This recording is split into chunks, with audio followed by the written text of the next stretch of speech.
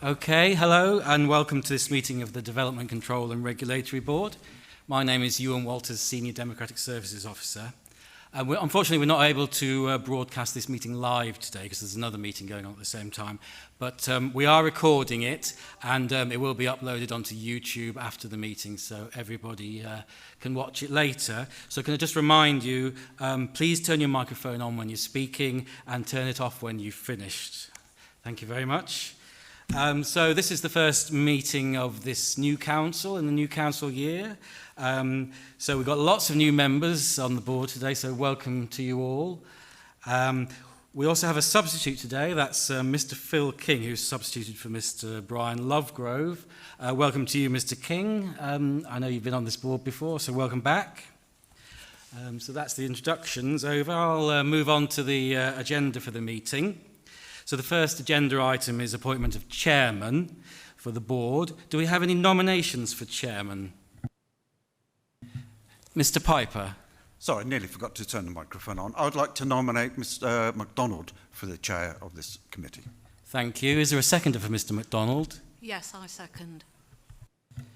Thank you. So we've got a second proposer and a seconder for Mr. MacDonald. Do we have any other nominations for chair? I'm looking around.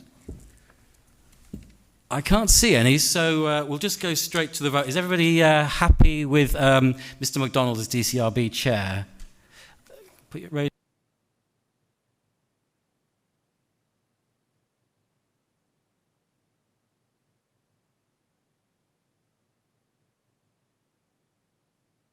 I make that 6 in favour. Are there any against Mr. MacDonald being as chair? Nobody against, so the motion is carried then. We don't normally do abstentions. Okay, so the motion is carried and Mr. MacDonald, you're appointed Chair of Development Control and Regulatory Board for the rest of the year. And would you like to come up and chair the rest of the meeting? Thank you.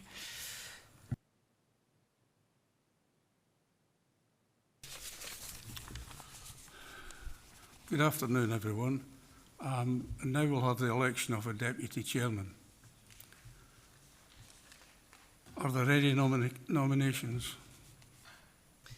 Yes, I propose Mr. Bill Piper. Thank you.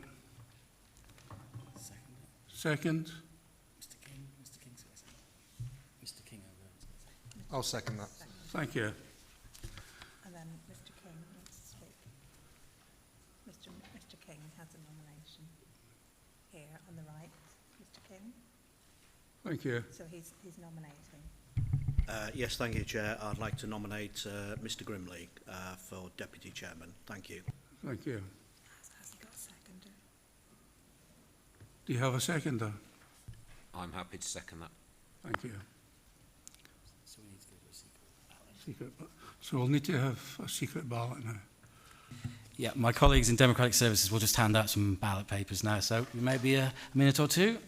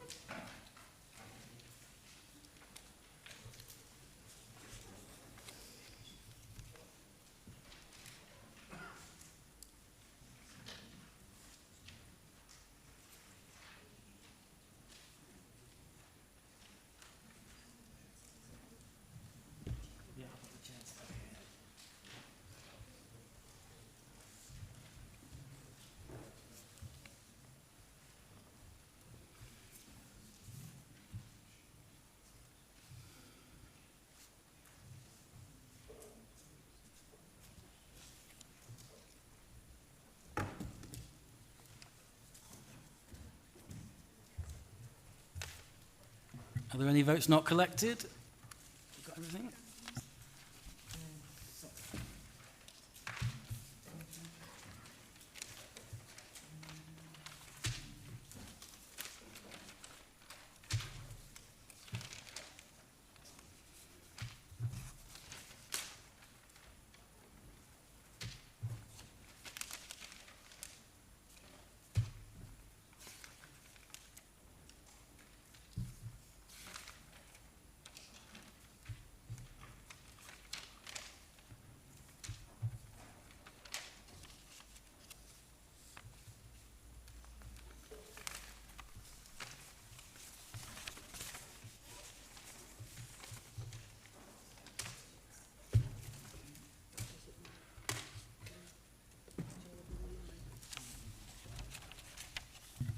Okay, ready to announce the result of the election of Deputy Chairman.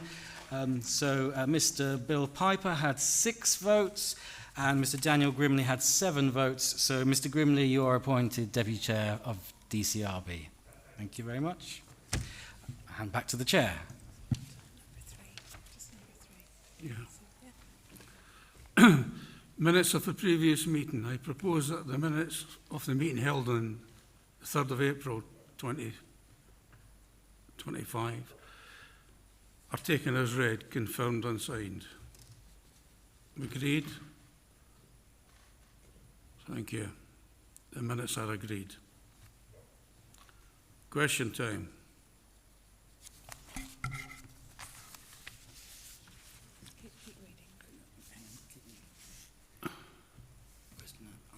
I have not received any questions from the public.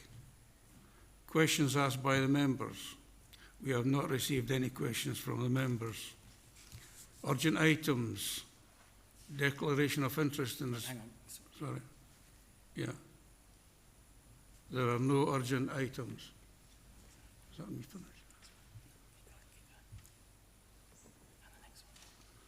Declaration of interest in respect of items on the agenda.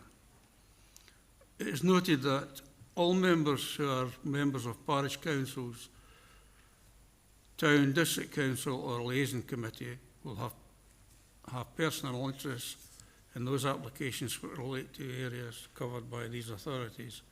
Is there any other interest to declare? I live in the district or the division where the anaerobic digester is planned for. Thank you. No others. Is there no others?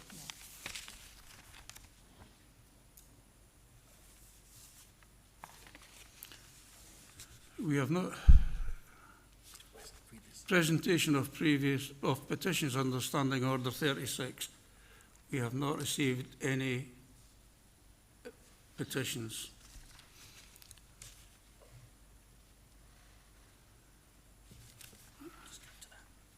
Right, Sutton Lodge Farm, Folesworth Road, Broughton Astley.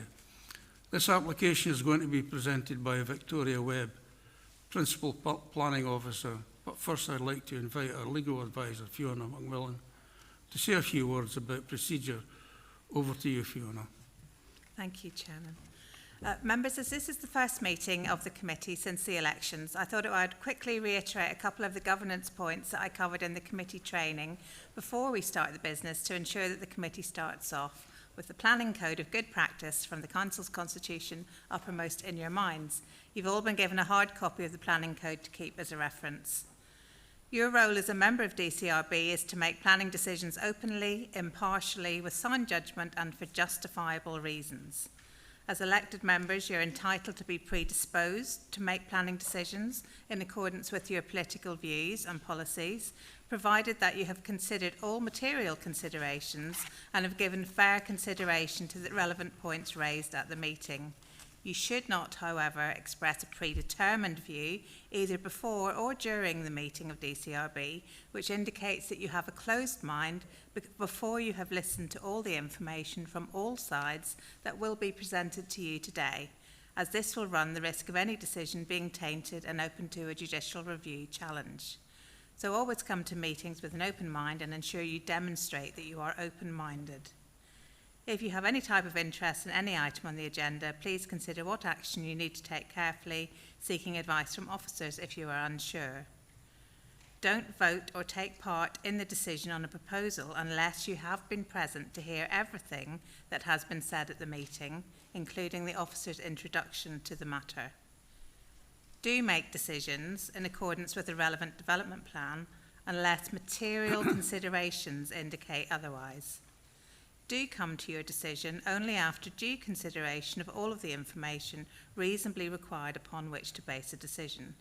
If you feel there is insufficient time to digest new information or that there is simply insufficient information before you, request that further information, and if necessary, the board may defer or refuse the application.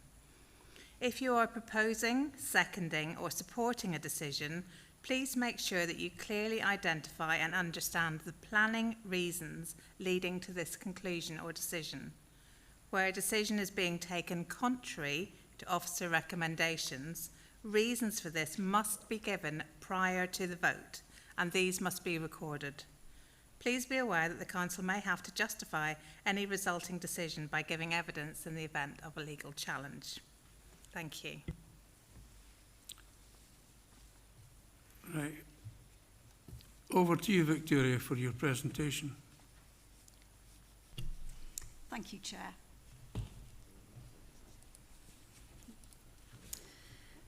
This proposal is for the variation of conditions 1, 18, 26 and 29 of Planning Permission 2013-153803 for the erection of an anaerobic digestion facility with associated infrastructure and landscaping on land at Sutton Lodge Farm, Frolsworth Road, Broughton Astley.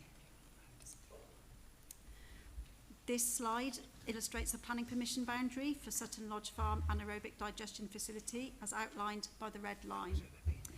There are two images on the slide, and the image on the top right shows the correct orientation of the site. The site area is approximately 2.3 hectares and encompasses a single field parcel and the approved site access road.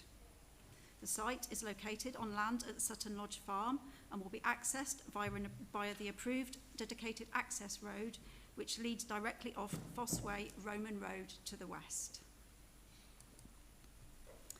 This slide identifies the main environmental constraints and other features of note in and close to the site. The application site is located here and is set back 1 field from the highway and is bounded by hedgerows and hedgerow trees. The B4114 Coventry Road is located to the north of the site along this line here.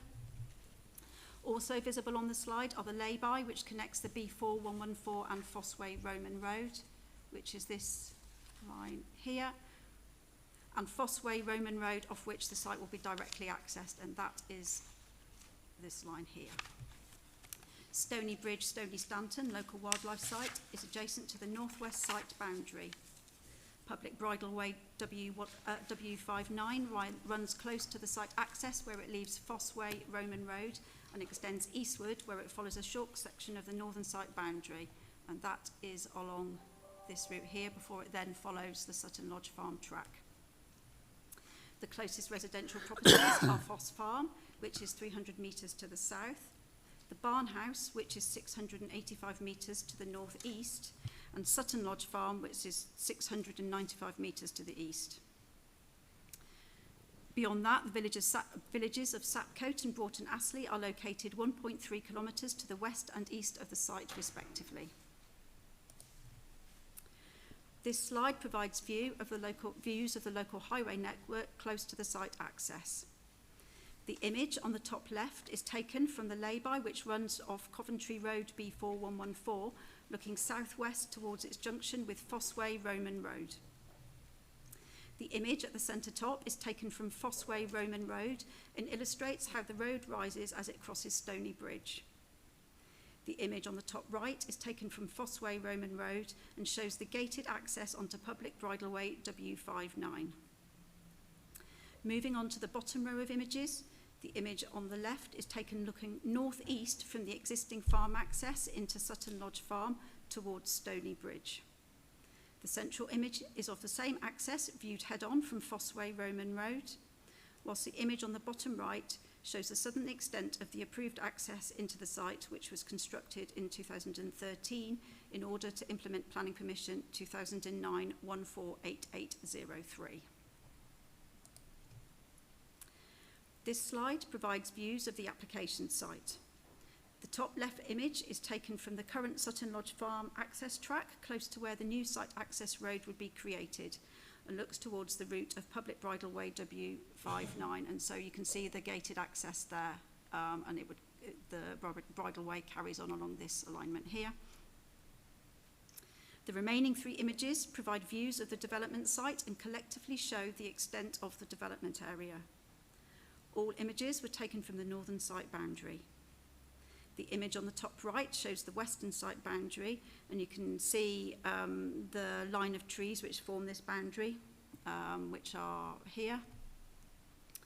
The bottom left image looks straight across the site towards the southern boundary, whilst the bottom right image looks towards the eastern site boundary. Planning permission for an anaerobic digestion facility with associated infrastructure and landscaping was granted by this council in November 2010, subject to conditions under Section 106 legal agreement. The legal agreement secured off-site highway works to allow for the safe movement of heavy goods vehicles to and from the B4114 Coventry Road onto the lay-by and from there Fossway Roman Road. It also included a flood evacuation route for site staff, which travels via the Sutton Lodge Farm access onto Frolsworth Road.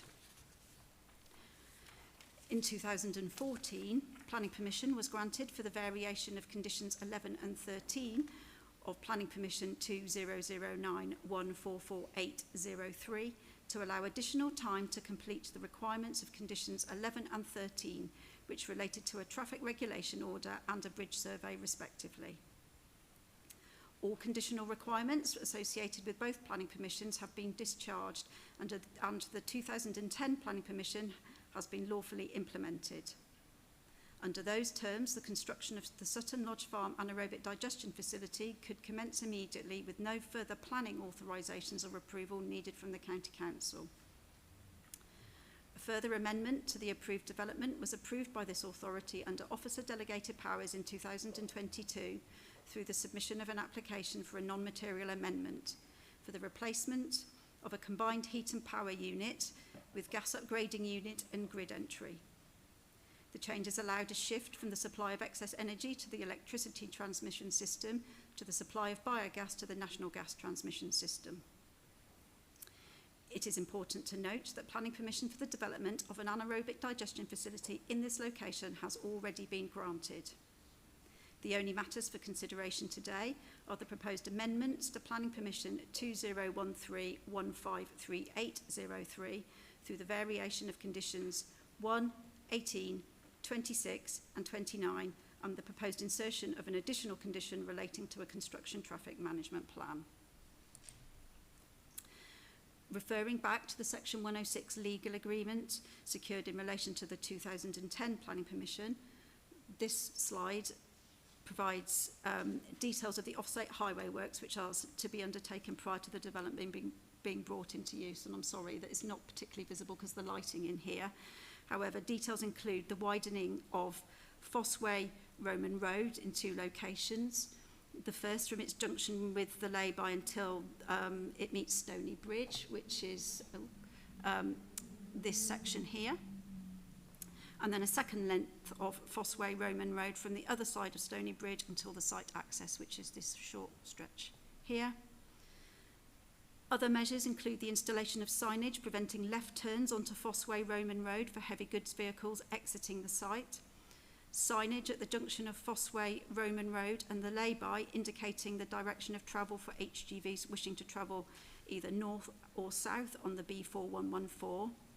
And signage at the junction of the lay-by and the 4114 preventing vehicles turning left onto the B4114 or turning right from the B4114 onto the lay-by. To reiterate, These measures are all approved, and the application being considered today does not seek to make any changes to these highway works and signage. So, this application seeks permission not to comply with 4 conditions of Planning Permission 2013-153803. These are Condition 1, approved details, Condition 18, restriction on export of digestate, Condition 26, noise limits, and Condition 29, pipeline. In addition, the applicant is proposing the insertion of a condition relating to a construction traffic management plan. The application is made under Section 73 of the Town and Country Planning Act 1990 as amended. Planning practice guidance states that Section 73 can be used to make a material amendment by varying or removing conditions associated with a planning permission. There is no statutory limit on the degree of change permissible to conditions under Section 73, but the change must only relate to conditions and not the operative part of the permission. The operative part of the permission is a term used to refer to the description of the development granted, which for this application was for the erection of an anaerobic digestion facility with associated infrastructure and landscaping. This would not change under the current proposals. Turning first to Condition 1, the application proposes amendments to the previously approved site layout and buildings. No changes are proposed to the site access or on the part of the site. No changes are proposed to the site access or to the part of the site located west of the landscaping bund. So this slide illustrates the scheme as originally approved. And so you can see this is the landscaping bund that bisects the site, and the reception building is located here, and then there are process and digestate storage tanks located to the north of the reception building. This slide illustrates the differences between, this slide illustrates the proposed revised layout. The revised building is located slightly further south than in the original scheme, whilst the process and digestate tanks and other on-site plant and machinery have been reconfigured and moved slightly further to the west. This slide illustrates the differences between the approved and proposed revised site layout. The pink areas represent the original approved scheme, whilst the black line relates to the proposed revisions. So you can see on here, this is the original location of the reception building, and the original tanks are here and here. And in the proposed revised scheme, the reception building is located here, and the process tanks and digestate tanks have been moved slightly further to the west. Also on this slide, you can see the elevations. The pink line shows the height of the originally approved scheme, whereas the green structures are the heights of the proposed revised scheme. The anaerobic digestion plant will provide liquid and solid digestate as a byproduct. The digestate is made up of indigestible material and dead microorganisms. It is a nutrient-rich substance that can be used as a fertiliser. Condition 18 of the 2014 Planning Permission restricts the export of digestate by both road and pipeline to between the months of March to September inclusive. The applicant proposes to amend the wording of Condition 18 of the 2014 Planning Permission to remove the restriction on export of digestate and replace it with an amended condition which is set out on this slide. In order to support the proposed variation of Condition 18, the applicant has submitted a digestate management strategy which provides further detail and justification of the need for a year-round export of digestate and an operational transport management plan.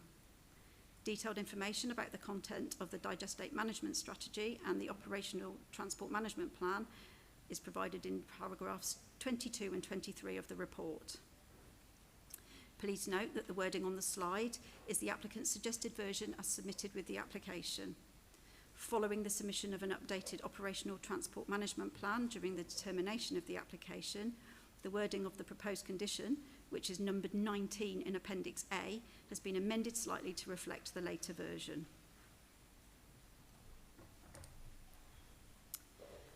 Condition 26 of the 2014 Planning Permission restricts noise limits at the 3 nearest noise-sensitive properties, which are the Barn House, Sutton Lodge Farm, and Foss Farm, and it was based on a noise assessment undertaken in 2009. The applicant has undertaken an updated noise assessment which reflects current background noise levels. It is therefore proposed to revise the wording of Condition 6 to reflect the 2025 survey as set out on this slide. Please note that the wording on the slide is the applicant's suggested version. The actual condition, which is now number 27 in Appendix A, has been slightly altered to reflect the background levels actually identified in the noise survey, specifically that the background noise level for the barn house was identified as 50 decibels rather than the 51 in the applicant's suggested condition. And just to give you a bit of an idea of differences, this slide illustrates the 2009 and 2025 survey results for both daytime and nighttime and the differences between them. So you can see during the daytime, the difference for Sutton Lodge Farm would be an increase in 5 decibels. For Foss Farm, it would be an increase in 7 decibels, and the barn house, it would be 6 decibels. For nighttime, the difference is 7 decibels for Sutton Lodge Farm. For Foss Farm, there would be an increase of 5 decibels, and for the barn house, there would be an increase of 7 decibels.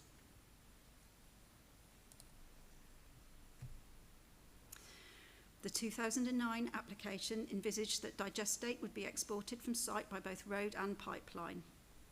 At the time of the original application, whilst information was provided in respect of the areas in which digestate would be spread, this was indicative and subject to contracts being secured.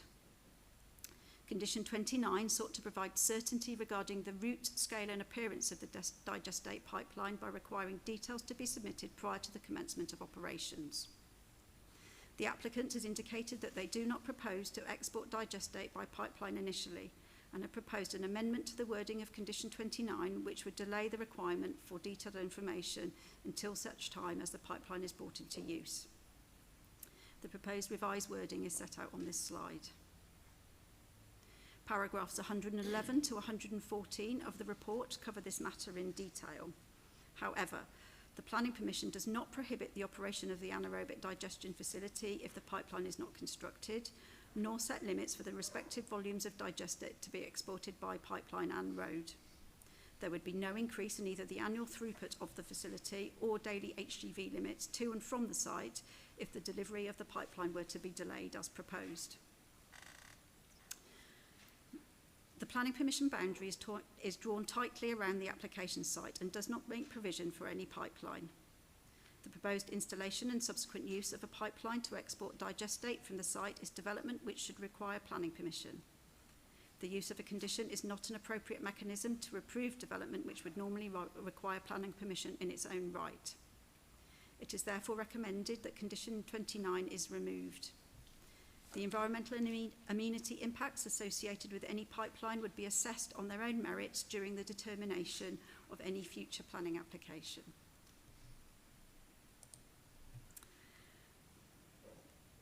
Following discussions with the local highway authority in 2024, the applicant has suggested the insertion of an additional condition relating to a construction traffic management plan.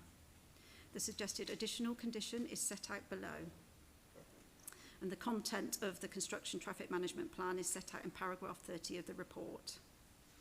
Please note that the wording on the slide is the applicant's suggested version. And following the submission of an updated construction traffic management plan during the determination of the application, the wording of the proposed condition, which is numbered Condition 33 in Appendix A, has been amended slightly to reflect the later version. In conclusion, a full assessment of the proposal is set out between paragraphs 82 to 146 of the report. In summary, and having assessed the main issues and potential impacts of the proposal, it is not considered that the amendments to Conditions 1, 18, 26 and 29 or the proposed insertion of an additional condition would result in unacceptable impacts to the environmental local amenity. The proposed amendments to the layout and scale of the structures at the site would enable the facility to accord with the requirements of the environmental permitting regime. The potential landscape and visual impacts of the proposed amendments have been considered and would not give rise to impacts over and above those previously assessed. The proposed revised layout would require changes to a previously approved lighting scheme for the site. which was dependent on the original site layout. The relevant condition, which is condition number 6 in Appendix A, has also been updated to require the submission of updated information in this respect. Allowing the export of digestate from the anaerobic digestion facility year-round through the amended wording to condition 18 would provide the applicant and the destination farms greater flexibility in terms of supply and access to the digestate as a spreading medium. Likewise, allowing the applicant to commence operations at the site without requiring the submission of detailed information regarding the use of the pipeline would also bring economic benefit, allowing the facility to meet market demand. In both instances, the proposed amendment would accord with the economic strand of sustainable development as set out in the National Planning Policy Framework.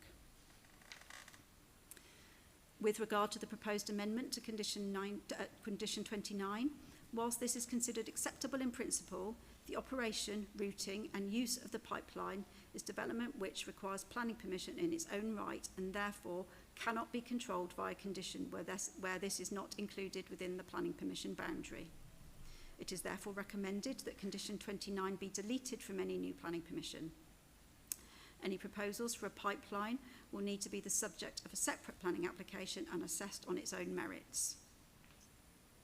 The submission of the revised acoustic survey and the proposed revisions to condition 26 to take account of increased background noise levels at the site is considered reasonable and would not result in a significant increase in noise impacts associated with the operation of the facility. It is further noted that in light of the updated acoustic information, a refusal to amend the wording of condition 26 would result in a condition which was no longer reasonable or enforceable, which would not meet the condition tests as set out in paragraph 57 of the National Planning Policy Framework. Impacts to highway safety and the public bridleway have been assessed and are not considered to give rise to impacts over and above those previously found to be acceptable. It is also considered that potential impacts associated with the proposal would be minimal, negligible and suitably controlled by the other existing conditions of the planning permission. In this respect, no objections have been received from the local highway authority. The proposal accords with the relevant policies contained within the adopted Leicestershire Minerals and Waste Local Plan, the adopted Harborough Local Plan and the Broughton Astley Neighbourhood Plan and the requirements of National Planning Policy Framework. The recommendation is to permit, subject to the conditions as set out in Appendix A of the report. Thank you, Chair. Thank you.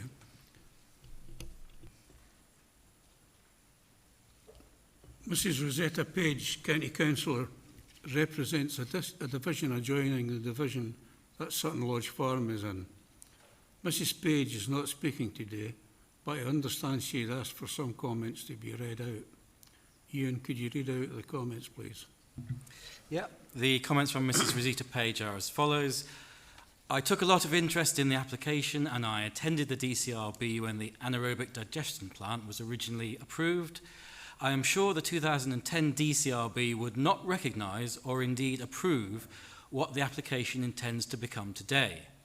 Whilst I appreciate the committee has to consider the application on its merit, before you are not just simple amendments. These are major changes, taking it to another level, and it should be refused. This is now a very different plant, and a new application should be submitted which shows the totality of the plant, the extent and the full impact of the proposed changes. Thank you. Victoria, would you like to respond to Mrs Page's comment? Thank you, Chair. So this issue was covered in my presentation at slide 9 and in more detail in paragraphs 130 and 132 of the report. So just to reiterate, planning practice guidance is clear that applications under section 73 can be used to make a material amendment by varying or removing conditions to a planning permission. There is no statutory limit on the degree of change permissible, but the change must only relate to conditions and not to the operative part of the permission. As I previously stated, the operative part of the permission is a term used to refer to the description of the development granted. The description of the development would was for an anaerobic digestion facility with associated infrastructure and landscaping, and this would not change as a result of this proposal. It's therefore considered that the application as submitted is an acceptable way of making the proposed amendments. Thank you. We have 3 public speakers on this agenda item. Can I remind public speakers that they need to keep matters relevant to the decision of the board, has been asked to take, and avoid matters that the board cannot take into consideration. The first speaker would be Dave Webb, Chair of Holdsworth Parish Meeting. Your time allowed is 5 minutes. Thank you.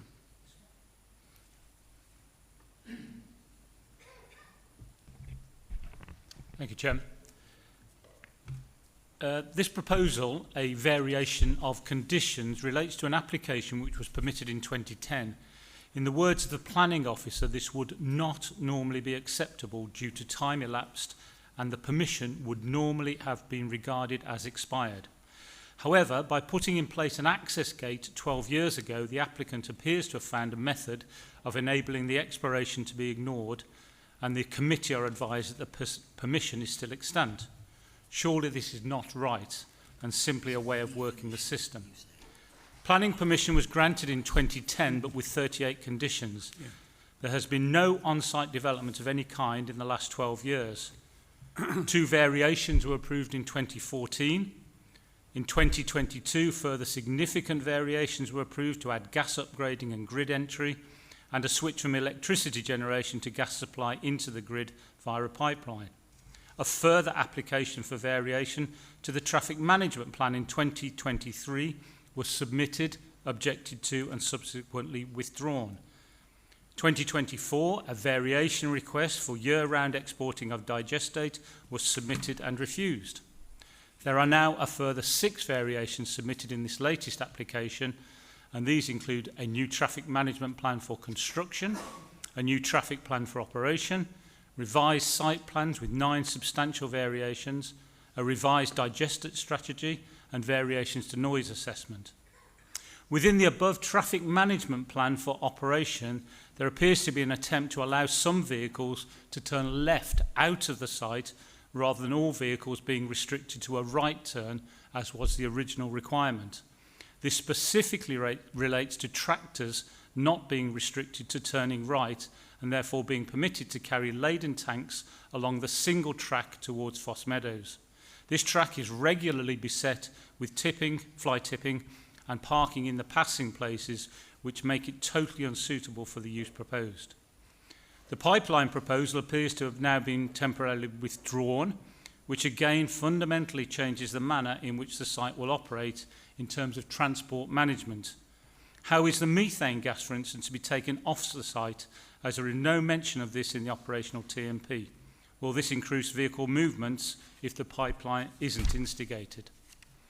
On top of all the above is a significant change in the supply of the digestate from food waste to feedstock, or in other words, crops grown for this specific purpose. This is such a large change that it could have massive implications for the landscapes of the surrounding areas, with farmers being encouraged to grow crops suitable for being used as digestate rather than human food production. This, along with the numerous and significant changes to the original plans over 15 years, surely should require a new application to be made so that all matters can be appropriately considered without the confusion currently present. The fact that the officer's report in this submission is 39 pages long should indicate that a new application is required. Could I also ask, just briefly, why the public consultation on this latest proposal was less than the normal 21 days? The Stony Bridge, which has to be crossed to access the site, has not been deemed suitable for special vehicles.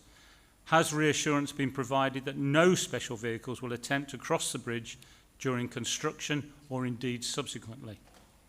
On the original application, the access gate to the site were required to be 15 metres back from the highway, but permission is being sought for vehicles 16.5 metres in length to access the site. This will inevitably mean that vehicles will impinge on the highway whilst waiting to enter and create a significant danger to other road users of this single track road. I have visited the site on several occasions and pass by it daily. There is no evidence that the TRO to restrict parking on the northern end of the Guthlaxton Gap lay-by is in place or being monitored. I request that this application be refused and that a new full application is required to remove the utter confusion that all of the amendments and variations over a 15-year period have produced. Board members, you surely have to be able to make a clear decision, having absolute clarity regarding all the facts, something that I consider impossible currently. Thank you, Chair. Thank you. Are there any questions of clarification from members? No.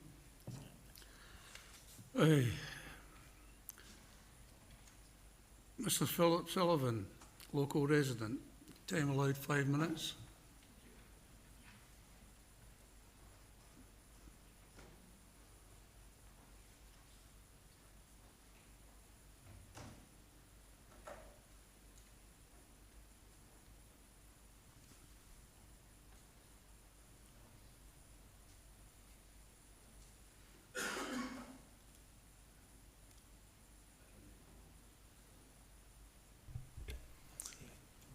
Am I on? Yes, okay, thank you.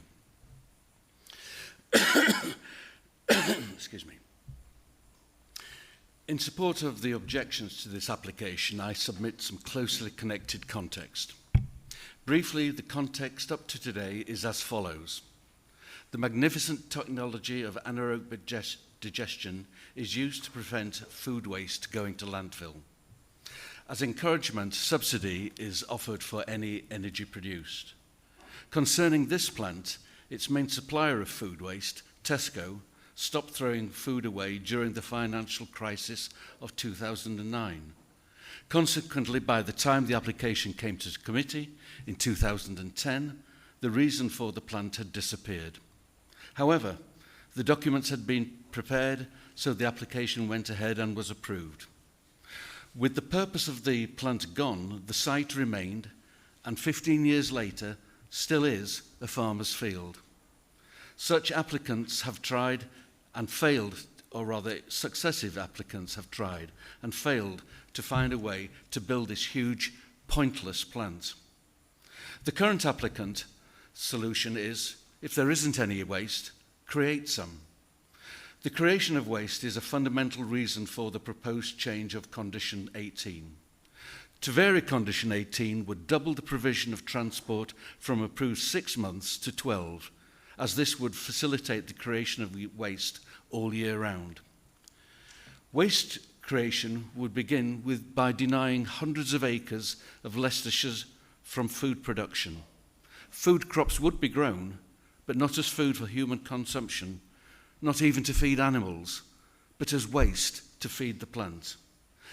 And as the application has approval for 55,000 tonnes of waste and 47,000 tonnes of liquid and sludge digestate, if Condition 18 is approved, the roads will be very busy. Chair, it is self-evident that the unnecessary creation of waste opposes all waste policies. Equally, government policy on food production is clear. On the 9th of January 2025, the Environment Secretary of State said, "The primary purpose of farming will always be to produce food that feeds the nation." However, the subsidy loopholes are still there. These needless subsidies cost millions, every penny of which is placed silently on the electricity and gas bills of every household. Among the many things which have dismayed residents is the attempted impression that this application is a local environmental venture. The applicant, who is based in Middlesbrough, has registered the name Sutton Lodge Farm Biogas Limited with Companies House. The biogas is actually methane, and the company is far from local. The application is from a dormant company in Yorkshire, and as its accounts show, it is a company with one share valued at £1 and with one director. Further, this venture has nothing to benefit the environment. Its nitrates-laden digestate would pollute the waterways, and it would contribute nothing to address climate change. Overall, this application is a corruption of a magnificent technology. It would violate the landscape with hundreds of acres of 12 feet tall, soil-destroying maize. The roads would suffer tractor-drawn trailers all year round, food security would be reduced, and household energy bills would rise. These faults oppose government policy and the County Council's strategic plan. To conclude, the greater concern is for Leicestershire. If the precedent is set to approve a large industrial plant on a greenfield site which relies on growing food fit for human consumption as waste, more applications will follow. Indeed, one is already with the council. It is an application for a plant 3 miles from the centre of Market Harborough. The applicant is another dormant company with assets of £100. No doubt the applicant is waiting in Thank you. No doubt the applicant is waiting in anticipation of today's decision. It is therefore respectfully suggested that because of the multiple adverse impacts that this application would have on Leicestershire, it should be refused. However, a new application which contains full, unambiguous facts would be welcome. Chair, thank you. Thank you. Are there any questions of clarification from members? Oh, sorry. No? Thank you. Mark Lovett, landowner. His time allows 5 minutes.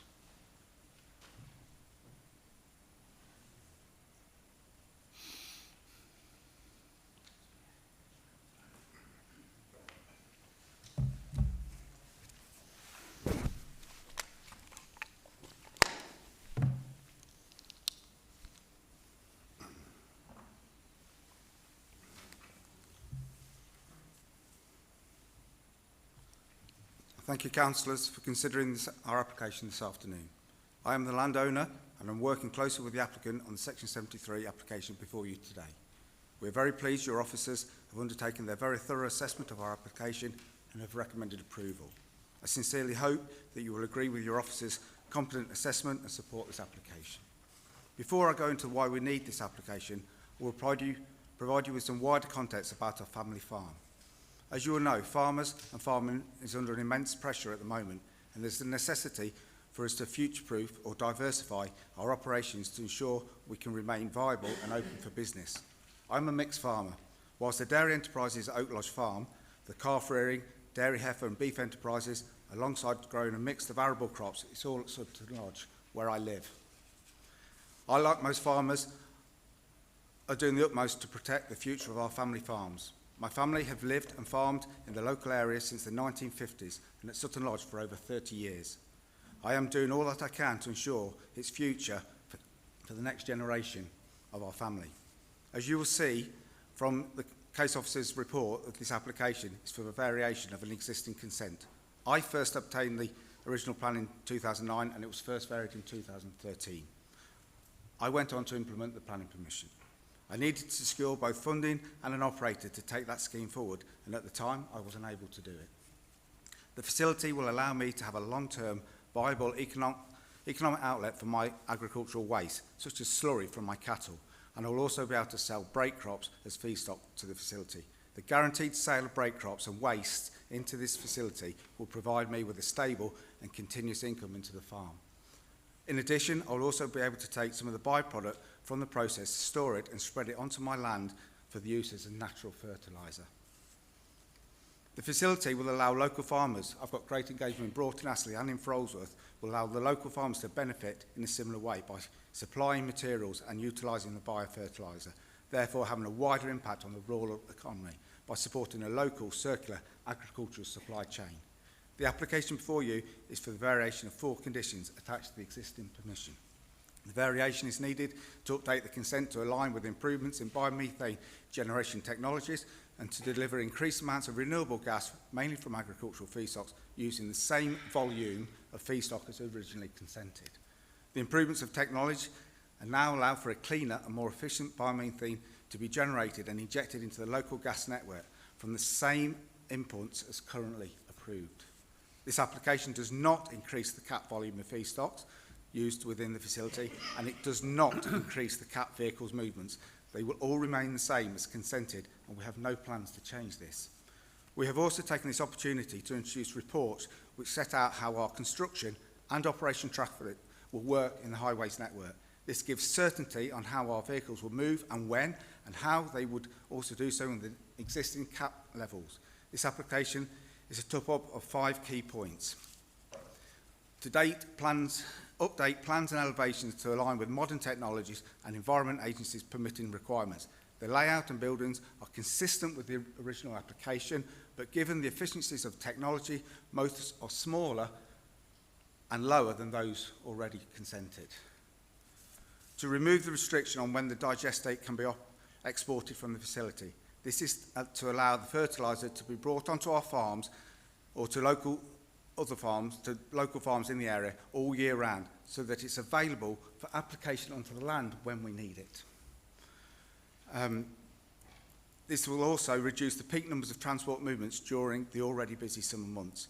All vehicles exporting digestates will count within the existing daily HGV vehicle cap, so this change will not increase the movements on the roads from those already consented. To update the baseline noise levels, this is because the noise level restrictions within the existing permission are now exceeded by current ambient noise levels. The area is generally more noisy.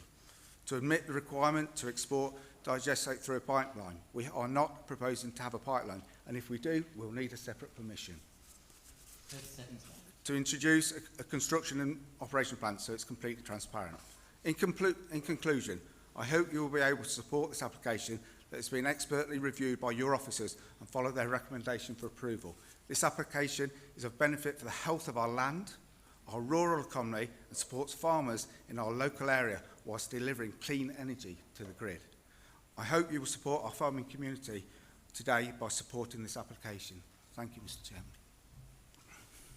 Oh, sorry. Thank you. Are there any questions of clarification from members?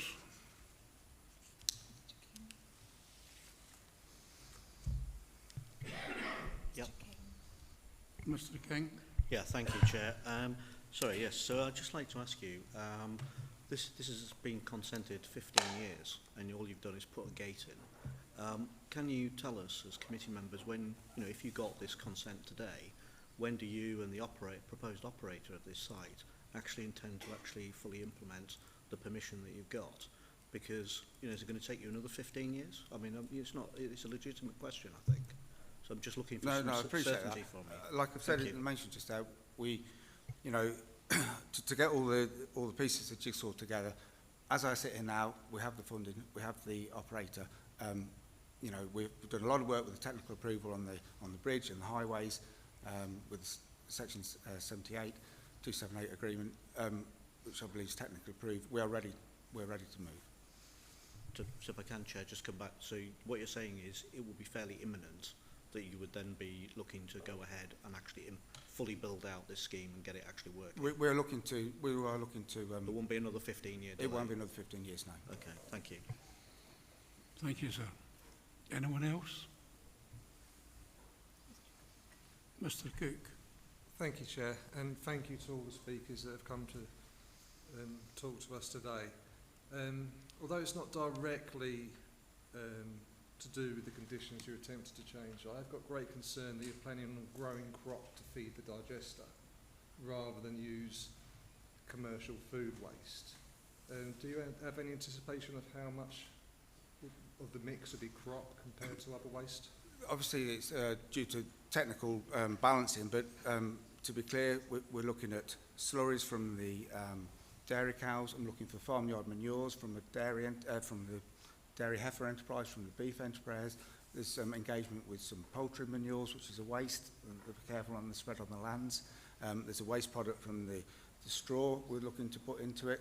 So there's a balance and a mix, and it's a little bit like feeding the cow. You've got to get the rumen right, and you've got to get the balance right. If you feed it too much of one thing, it can actually go sick. It's a bacterial project. So it's the balance there. And we still have the facility to introduce food waste. And again, there's a balance on economics, and it's about getting that overall sort of look on the situation right. So we've got an open mind to food waste, but again, at the moment, we built it around predominantly agricultural waste. Ask them to return first.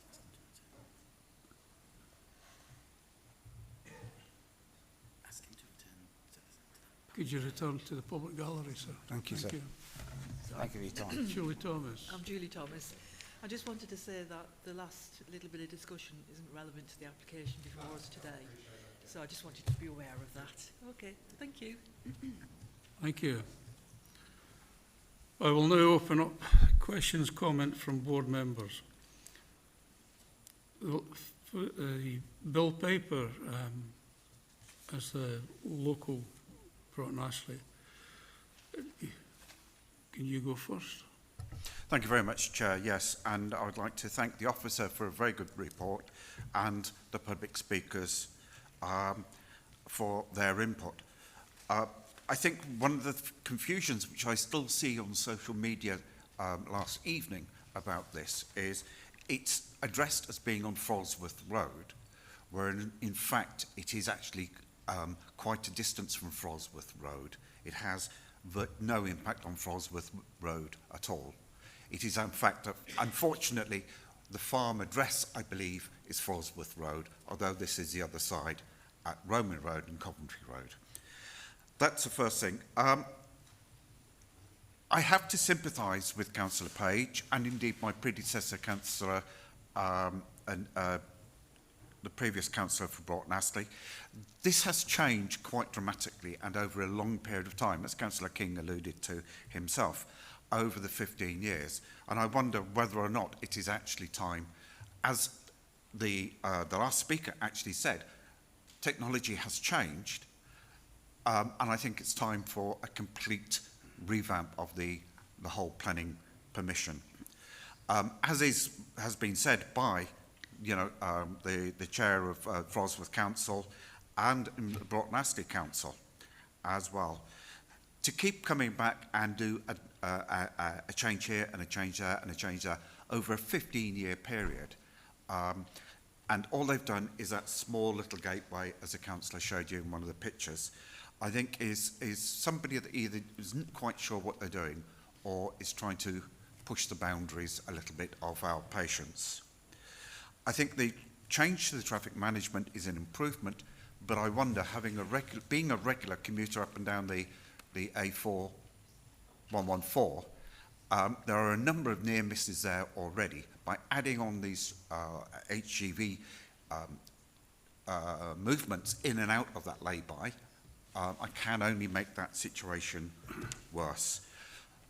I do believe that farmers need supporting in this country, especially when you consider what's been happening at central government at the moment. I also believe that as we are not self-sufficient in food in this country already, growing crops for the sake of a biodigester is perverse when we're not growing enough crops for human beings in this country. That's all I needed to say, Chair. Thank you. Next speaker, Mr. Grimley. Hello, the second speaker, Mr. Grimley. Thank you, Chair, and thank you to the officers for a very detailed report.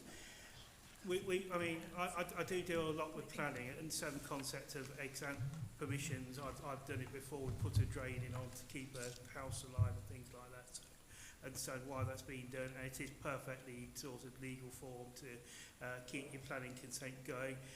Understand Section 73 variations, although there have been quite a few on this one. I have to say, probably a bit more unusual than ones I've been involved with. But it is a mechanism. It is a mechanism that is there to change the conditions, which aren't the sort of overriding original consent. So you can't change the actual fundamental nature of it. So that's good. Yeah, I mean, it's good to see construction management plan being put forward, updated, and that sort of things. That's all being looked at, which is really good. Take the comments that since 15 years ago, the original application, things have changed. The whole nature of a lot has changed. Farming's changed. And I do have sympathy with farmers having to look to diversify their sort of use of their farms. I see the economic benefits of this as well. So I'd like to propose officer's recommendation. Okay, so he's proposed the motion. So we need a second. So go to the next speaker. Mr. Mayor. Thank you, Chair. I just had a couple of questions for the officers based on some of the conversations that I've heard today. The noise obviously is fine because otherwise you would have raised 40 decibels isn't much. I think a tractor's about 100, so I think that's fine. But the traffic, I keep hearing this B114 is very busy and there'll be a lot of traffic. I've been down the B114, it isn't very busy. But our highways haven't objected at all, have they? They've not commented. So that's the evidence that we can go with. So if that's the only concern, I think we should be supporting our farmers, actually. And if it's the first opportunity I've got in the Chamber to support our farmers, I think I will go with second officer's recommendations. So second, we've got a second. Right. The planning officer wishes to come in first. Does the planning officer wish to come in here? Yes, Chair, if it's okay, I'd like to just clarify some of those points about vehicle movements. So the Planning Permission includes... up a little bit, it's really noisy. Sorry, I'll get closer. I know it started raining. The Planning Permission actually includes a number of conditions relating to vehicle movements. There is a condition restricting vehicle movements to 46 a day, so 23 in and 23 out, and that is not proposed to change as a result of the development. Likewise, there is a restriction on overall throughput over the year, and that is not proposed to change as a result of this of the proposed amendments. So in terms of actual vehicles that are able to access the highway network in association with this development, there would be no change. Thank you.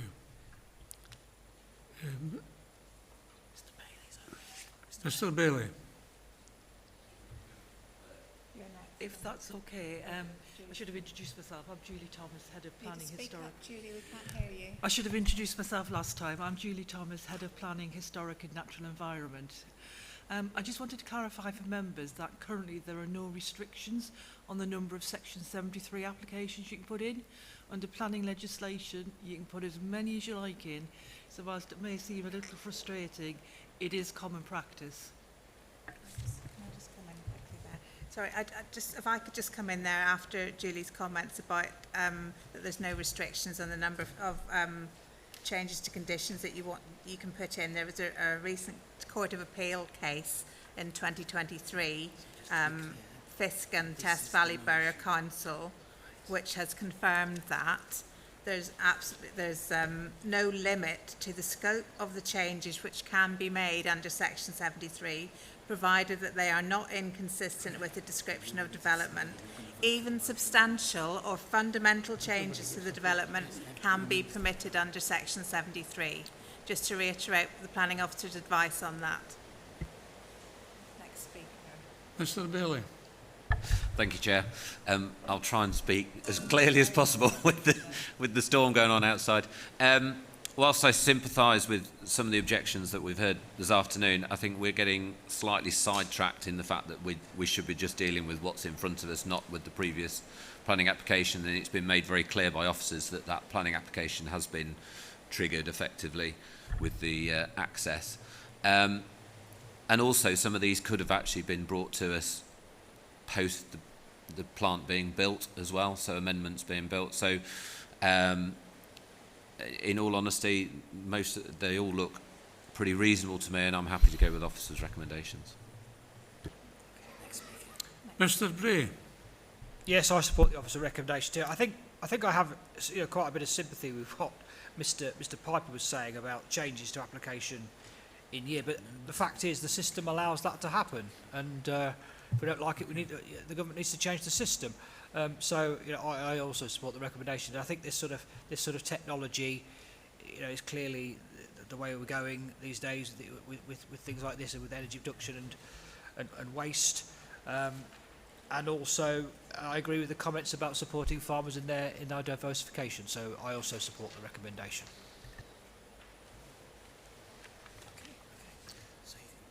We'll now go to a vote on the motion.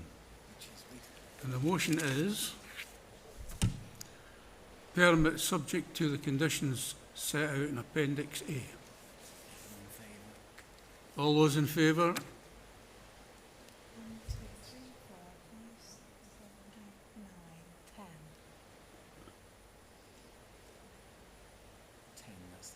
10. All those against? Anyone against? Is there anybody against? 2. Any abstentions? The motion is now carried. Thank you. So go back to this. There's no urgent items. There's no business. That's it. Nearly there. As I said earlier, there are no urgent items. The chairman's announcements. The only announcement I have to make is that the next meeting of the board is on Thursday, the 3rd of July, 2025 at 2 p.m. We should be in Sparkenhole committee room for that meeting. I will now draw this meeting to a close. Thank you.